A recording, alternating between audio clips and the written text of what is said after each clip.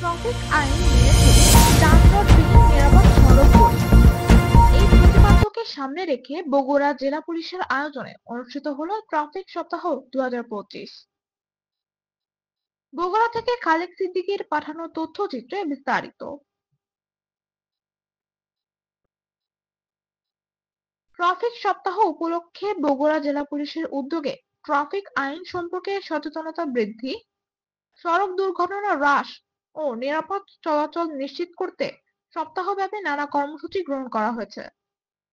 কর্মসূচির অংশ হিসেবে জেলা শহরের গুরুত্বপূর্ণ সড়ক ও মোড়ে ট্রাফিক আইন মেনে চলার আহ্বান জানিয়ে লিফলেট বিতরণ করা হয়। মোটরসাইকেল আরোহীদের হেলমেট ব্যবহার নিশ্চিতকরণ, হর্ন বাজি নিয়ন্ত্রণ ও পথচারীদের সচেতন করার উদ্যোগ নেওয়া হয়।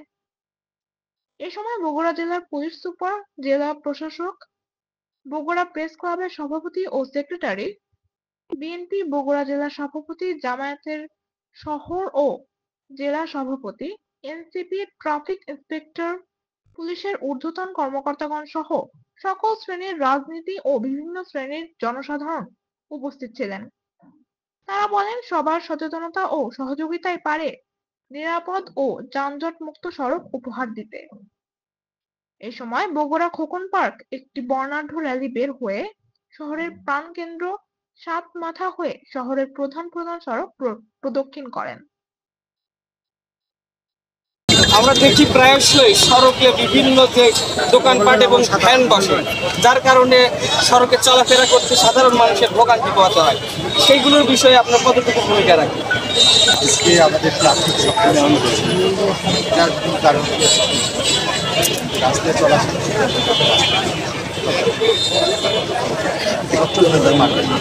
বিভিন্ন জায়গায়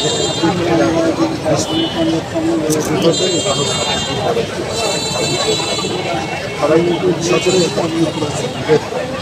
ছোটোখাটো দুর্ঘটনা চাই করছে, এরপরে আমাদের সময় নষ্ট হচ্ছে।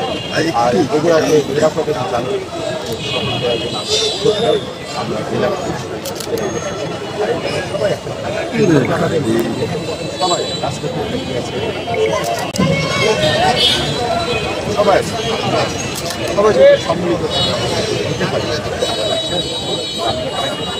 সবাই নিরাপদে। আমরা দেখি মাঝে মাঝেই অভিযান হয়, দোকান খুলে দেওয়া হয়, যানবাহন সরা হয়, যেগুলো অবৈধ বা মোটরসাইকেলও মাঝে মাঝে জব্দ করা হয়, কিন্তু তাও কোনো সুদূর প্রসারী ফল পাওয়া যাচ্ছে না। সেক্ষেত্রে কি করলে এই সমস্যাগুলো দূর হতে পারে?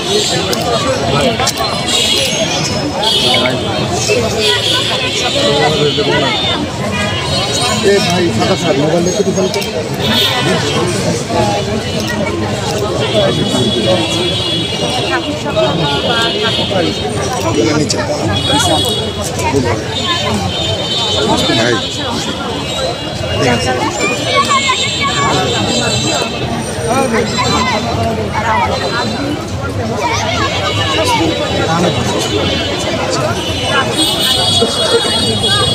চালক নাগরিকদের সচেতন করার আজকের আয়োজন।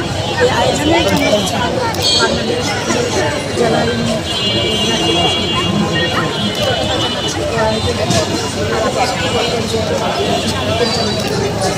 অভিযান কিন্তু কন্টিনিউ করা সম্ভব না।